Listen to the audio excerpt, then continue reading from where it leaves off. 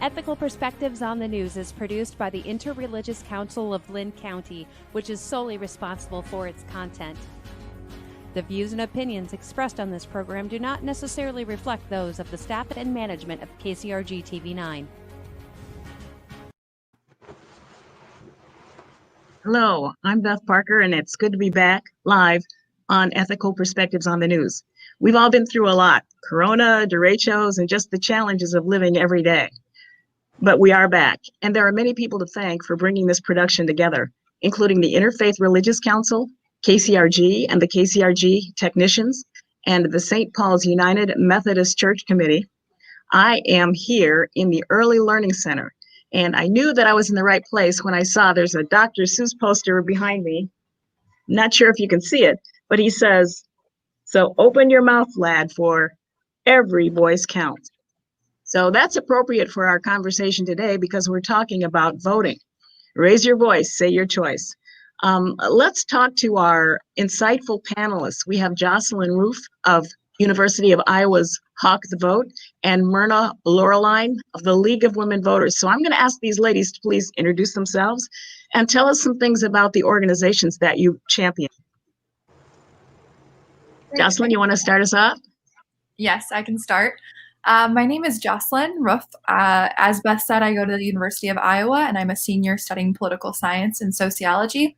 And I am the executive director and founder of Hawk the Vote, our campus's nonpartisan initiative to get students registered, educated, and turned out to vote in local, state, and federal elections. So I'm really grateful to be here tonight and excited to talk to Myrna and Beth about voting and why your vote matters.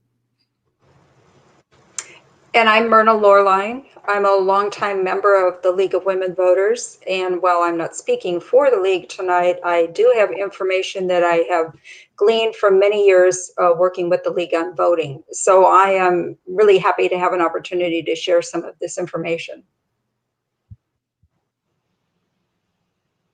Thank you. Let's just dig in. What about people who say, well, I'm not vote counts? Why is that? Let's just start there. I'm not sure my vote counts. How can we convince people that they need to step up and vote, or why it's even right? I think one way to assure people that their vote counts is without going into all the technicalities, just to remind people that Iowa has one of the most transparent, best voting systems in the country. Everything from our very unique way of apportioning districts to our rules surrounding even the new rules with the controversy about absentee voting. We are still have a better plan than many other states, including such things like post-election audit after the election and all the count is finished. Each county counts one of its precincts again, just to be sure. So we take a lot of precautions, have a lot of procedures that really help keeping our voting process transparent and reliable. Yeah, I always tell students when they're curious about if their vote counts or if their vote will matter that, we care about a lot of things. We care about climate change. We might care about education affordability. We might care about healthcare accessibility, all of those different things. But we don't always get the chance to directly voice our opinion about those things or kind of directly participate in the process that leads to a lot of policy changes and things like that. And so when we do get the opportunity to vote and vote in local elections, state elections, federal elections, that's our way of sharing our voice and sharing what's important to us. And those issues that we care about are always on the ballot. So that's what I always tell folks who are curious about if their vote counts. Mm-hmm. There's another thing about if your vote counts, I think. When all you have to do is Google close elections. Google close elections, and you'll see elections one after the other where one or two votes really decided the election. My favorite kind of history about that is you may be aware that 100 years ago this year, women got the right to vote. And in order for that last ratification vote to count, there were 3 votes taken in the final process, and each one of those 3 votes was either a tie or was determined by a single vote. And by the single vote of one man, my hero, Harry Byrne of Tennessee, 1920, women have the right to vote. So that's very close. But I would say there is another reason that your vote counts. Your And phone? I'm sorry? Please continue. Sorry. Okay. There's another reason that your vote counts. One other reason I'll just mention is even if your side doesn't win, the fact that that many votes were accumulated for people who supported that specific issue is going to have an effect in the way things go in the future. So don't be discouraged if your side didn't win or your candidate didn't win. The very fact that your vote was counted for that issue where that candidate is going to make a big difference. Jocelyn, did you want to add something? I see you nodding. Yeah, I agree. I agree with everything Myrna said. Elections can be really close, and I think that's why it's especially important in those non-presidential years. There's a lot of excitement around voting, I think, in 2020, obviously, because we've got an exciting top of the ticket competitive race. But even in local elections, your vote can matter even more because there's fewer people who turn out to those elections. So I think that's why we try and encourage students too to vote in those closer races that are more local. So Jocelyn, what was the impetus for your, beginning this, for organizing Hawk the Vote? How did you think of that? What made you think, yeah, that sounds like a good idea? Yeah, great question. So in my first day actually on campus at the University of Iowa, somebody asked me if I wanted to register to vote. And I actually was not aware that I had to update my voter registration every time I moved. And so that kind of got the wheels turning in my head. Well, if I didn't know that, and I considered myself to be a pretty politically active person, how many other people didn't know that information? So I jumped in and got involved with student government at the University of Iowa. And eventually I was the chair of the governmental relations committee in the lead up to the 2018 presidential election, or sorry, not presidential, the midterm election in 2018.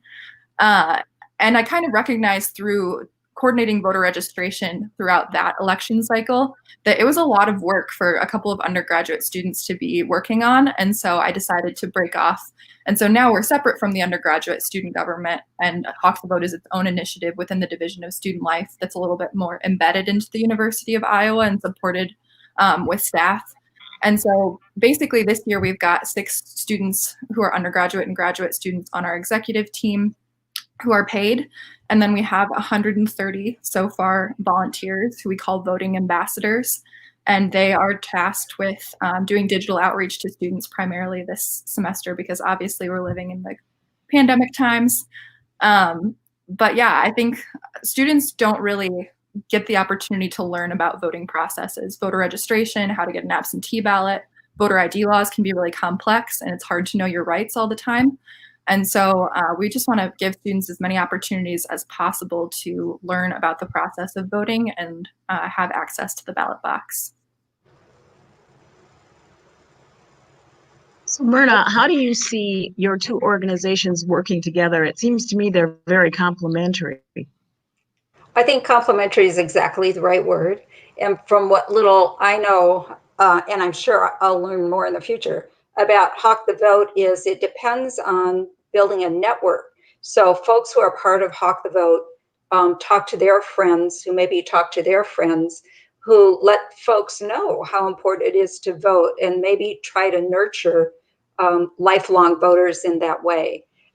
That's another reason your vote counts, by the way. It's not just your vote. It's the people you encourage and empower by letting them know that voting is an important thing to do. So Hawk the Vote is looking at a network building kind of situation. League of Women Voters is looking at, particularly for this election, about finding people we don't know, people who aren't in our network. You can imagine that people who belong to the League of Women Voters probably already know a lot of folks who are already committed to voting. But we're looking for the people that we don't know that maybe other folks hadn't thought of. And so that way, and I'm sure many other ways, for example, Hawk the Vote is very digital based. And, you know, aren't we all? Well, the fact is we aren't all. And so while they're focusing on digital ways of spreading the word. The Linn County League of Women Voters is looking at those folks who don't relate to digital communication. So I think the two groups together are really covering the whole basis. And I think that's very exciting and very encouraging. Yeah. To bounce off of that, I think the League of Women Voters has a very well-established infrastructure in the state of Iowa where they're reaching out to community members. And I think in Johnson County specifically, it's been a really great partnership between their chapter of the League of Women Voters, because they're able to focus then on some of those communities who aren't as digitally connected, because we're focusing on students, because we know students are on social media, on their phones, texting. And if we can kind of, just like Myrna said, build on their own personal networks. So I think to elaborate a little bit on that, our volunteers, we've kind of intentionally tapped into different parts of campus. So some students from the College of Engineering, from athletics, from business, so that hopefully all of those students will be messaging 100 of their peers that they know in their personal network after they've kind of gone through our training and become experts on voting. So then they can get the word out. So then it's just a matter of, hey, like, I might not know anybody in Hawk the Vote. I might not know Jocelyn, but I know my friend who's in the College of Engineering who is part of Hawk the Vote and helping to get the word out. And so it's kind of eliminating those barriers for students. They don't have to text me. They don't have to Google and get lost in kind of the sea of information and even misinformation. They can just kind of text their friend or look on social media. And I think that does complement what the league's doing really well, because it gives them a little bit more time to focus on those groups that aren't as digitally connected or aren't as connected to politically active folks. And so I agree. I really love hearing about what the league is doing and kind of seeing how we can complement one another. There's another way, if I may say, in which I think we complement each other. Evidence shows that many people who become lifelong voters actually vote for the first time in those college or immediate post-high school years. And that's what Hawk the Vote is really trying to do, trying to get those people really started. So you all get those folks really started.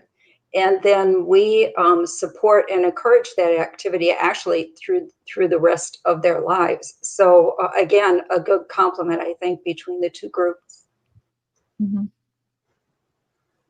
I sense some collaborative on here. I think it's very powerful, and I'm glad that you two have connected.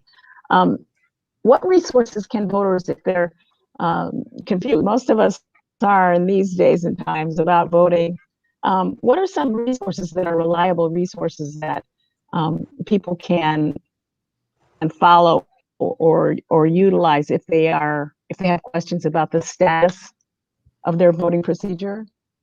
Mm-hmm. What do you tell folks, Jocelyn? Yeah, I can start with some of our resources. We've created vote.uiowa.edu, which is our website. Hawk the Vote's website is kind of a one-stop shop for students who are looking for information. We have nonpartisan voter guides on there, information about how to register online, how to register on paper, how to request an absentee ballot. We put nonpartisan candidate guides that kind of show the difference between different candidates at some points. So that's kind of where we first direct folks. And we also have a 24-hour voter hotline. So if students have questions that they just can't find the answers to, they can type that in and we'll get back to them within 24 hours with an answer to their question. And so we've kind of found that sometimes when you Google your question, you think it's very straightforward, but a lot of confusing things come up, and we try our best not to blame students when they get lost in the amount of information that's out there. So I think trying to kind of make our website that one-stop shop where they can answer all of their questions has been really successful for us. And then having a really close partnership with the Johnson County Auditor as well. So if we don't have the answer to a question, we know how to find it for students. Mm-hmm. Mm-hmm. True. The league also has websites, Facebook page, Twitter, sometimes those kinds of things that folks are really good at using. And then in our efforts to go outside of that, we try to give people information. Unfortunately, most of the information, general information you're going to want for voting, you're going to have to get online somewhere. So I tell people a really good place to go, if you can only remember one thing, remember sos.iowa.gov.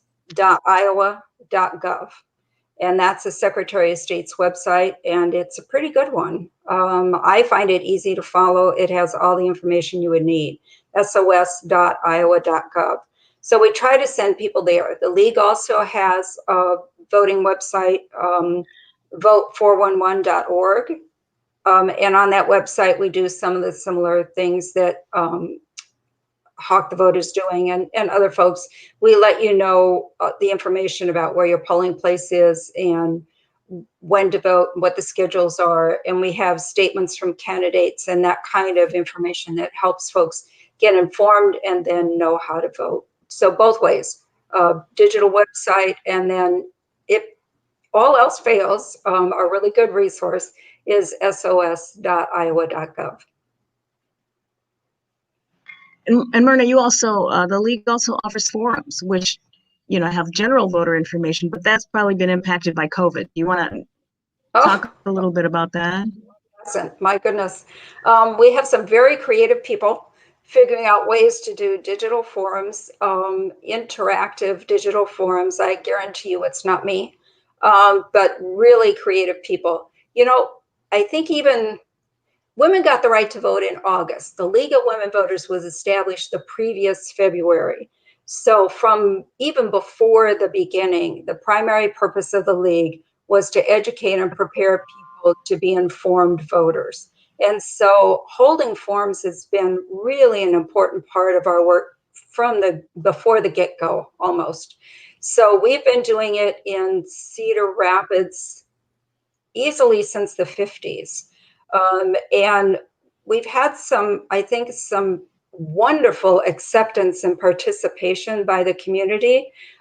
People are engaged and they come back time after time, on the one hand, particularly for legislative forums, but talking about voting in particular, we are in a position to be able to offer a candidates forum for every contested ballot in the county, in the major areas. We can't get to all the little towns, but we can really serve a lot of candidate contests that you might not see really served very well somewhere else.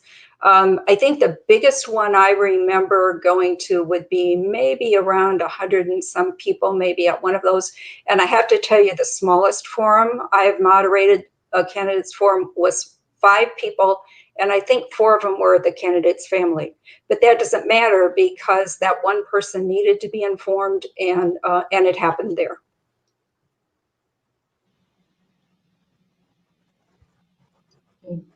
Thank you. I recently heard a commentary from CNN saying, among other things, that because the intelligence chief will no longer rule Congress, and because of the post office fiasco, the integrity of the election is challenged. And on the other hand, from the Heritage Foundation, who said in-person voting, is absolutely safe, and absentee voting is flawed and riddled with fraud. How do people reconcile those two different arguments? How do they come to realize, who do you believe? I think that people really need to do what they feel is right and what they feel is safe. So obviously with Hawk the Vote, we're trying to provide students with the opportunity to vote by mail if they feel safe doing that, and to vote in person if they feel safe doing that, or to vote early, or to request a ballot, fill it out, and turn it in person. There's lots of different options for students to fit their various comfort levels on that.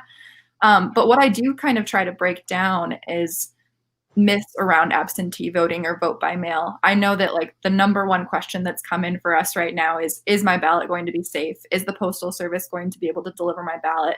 And that's ultimately a decision every individual is going to have to make for themselves. And there's lots of research, as you said, that shows both sides. Most of what I've read is that voter fraud, especially by mail, is extremely, extremely rare.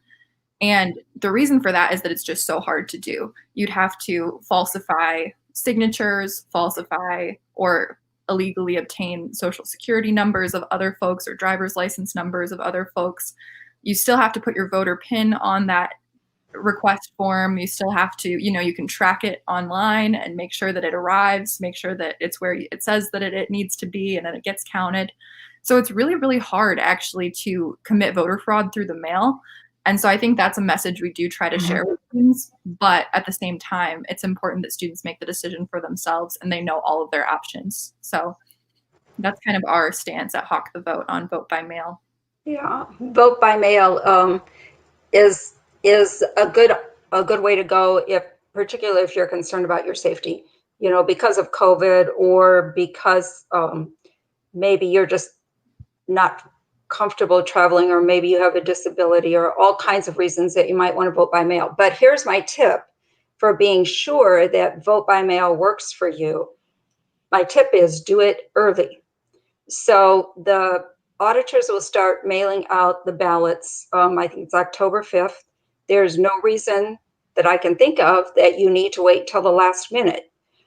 In Iowa, it turns out that the cutoff for mailing out absentee ballots is designed to give plenty of time for that ballot to get back to the auditor's office before the election. It needs to get back before the election. You can't be voting after other people have voted. But if you mail yours, if you apply for your absentee ballot now, which you can do by that famous website or in many other ways, and then when you get it, if you mail it back in, there shouldn't be any problem with post office issues or anything else like that. In terms of voter fraud, I read some studies about voter fraud, and in two of the studies, over a billion with a B, over a billion votes were examined for impersonation fraud, which is what we're talking about if you pretend, you're mailing somebody else's ballot. And by the way, impersonation fraud is the only kind of fraud that voter ID guards against. Out of more than a billion votes, fewer than 30 were found to be possibly voter fraud. So that's the amount of reliability you can have. Like Jocelyn said, in-person individual voter fraud is just too hard to do. If you really want to affect an election, you're sure not going to do it that way. So I think you can have a lot of confidence. The other thing I would say about voting in person, did you hear this on the news? I think it was this afternoon. People were concerned about COVID in Wisconsin because people in Wisconsin stood in long lines for quite a while to vote. You may remember that. There was no COVID spike because of that. And the thought is that's because people were distanced. They were outside. Now, I'm not sure I would want to wait outside to vote November 3rd in Iowa, but they were outside. Virtually all in that case wore masks, and it's really a doable situation. So I was encouraged to hear that. If you really want to vote in person, and COVID is the thing that's maybe making you hesitant to do that, at least in the Wisconsin case, there was no COVID spike. So that's a piece of information to use when you're considering how you want to vote. Mm-hmm. Jocelyn, were you going to say something? Or? I think just to add on to that, speaking. Sorry. Speaking of the COVID safety and the safety of in-person voting, another thing we're really trying to emphasize is that students should apply to be poll workers. Because there is a national poll worker shortage, as many of the groups who historically worked the polls are feeling more vulnerable or are more vulnerable to the spread of disease like COVID-19. So I would just encourage young people to think about applying to work the polls as well, because a lot of times you can make money and it's a great way to protect democracy, and you can vote in person while you're at it too, probably. Yes, I would like to double that. I would like to absolutely encourage young people. Yes. Absolutely. What's going to keep each of you busy between now and November? What are some of the major voting related activities that you will be involved in? Registration drives and some more registration drives. Plus we are looking at We're thinking maybe of events that would highlight voting, things like this. We're trying to put together some pieces for radio broadcast, just anything we can think of that will help encourage people to vote and to be there to help them do it in case they have questions about the process. Yeah, for me, it's just managing a huge digital campaign. I'm really excited that 130 students have signed up to volunteer with us, but I've never managed something that large before. And so a lot of the work we're doing is just making sure our volunteers feel supported through the entire process. They feel like they know who to ask for questions, they know where to look for reliable information, and that they themselves stay excited and motivated to get the word out to other students. We're also going to be doing several virtual events like film screenings and documentary screenings. We'll do a virtual Meet the Candidates event where different campaigns and volunteers can come in and talk about why they're supporting their candidate for students who might be undecided. And yeah, that's kind of the main stuff that's keeping us busy. Obviously, we're doing it all from the comfort of our own homes, which is nice and feels safe, but it adds a lot of new digital challenges that we haven't faced before. So Jocelyn, is your program portable? I mean, if there are other universities and colleges who are interested in learning what you did and how you put that together. So I guess I'll let you answer that question. I'll ask you too, Myrna. Can you leave us with some contact information for people who have follow-up questions or concerns? Mm-hmm. Yeah, certainly. I'll answer that question really quickly.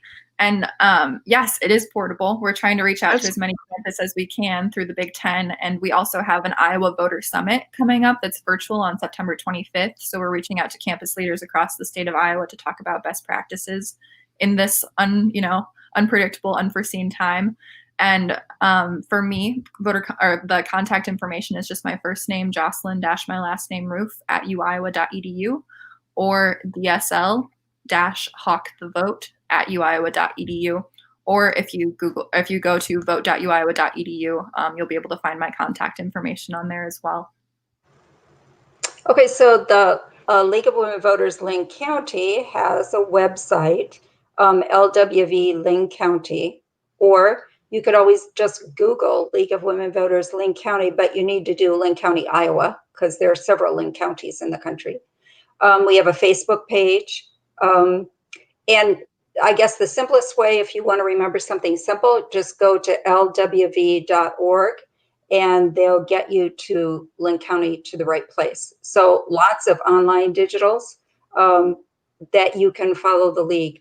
There are 11 leagues in the state, and the nice thing about the League of Women Voters is that it's very local. So different towns have found different ways to be effective. So if you go to lwv.org or LWV Linn County, you'll find some of those other, if you happen to be somewhere or have friends in other locations, you can find those other locations too. Well, I think we're about at the end of our episode here. And so I want to thank our panelists and for all the information that you provided us with, as well as the contact information. Anybody have a last 10-second comment? Yes, remember to vote. And I often say, remember to vote and take a friend. Yeah, ditto for me. Thank you both, ladies. We appreciate your presence here, and we've learned a lot. Thank you. Yeah, thank you.